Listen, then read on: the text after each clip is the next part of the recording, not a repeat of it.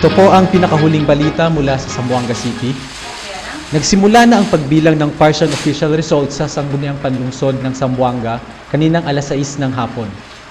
Sa pagkapresidente, nangunguna dito sa syudad si Davao City Mayor Rodrigo Duterte.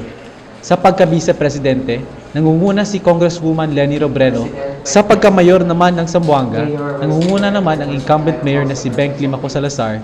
Sa kasalukuyan, patuloy pa rin ang pagbilang sa City Council. Umaasa si City Election Officer Attorney Stephen Roy Cañete na bukas na gabi may maiproklama na silang mga kandidato. At yan po ang pinakahuling balita mula dito sa Zamboanga City. Ito po si Dominic Sanchez ng Philippine Information Agency para sa Hatol ng Bayan 2016.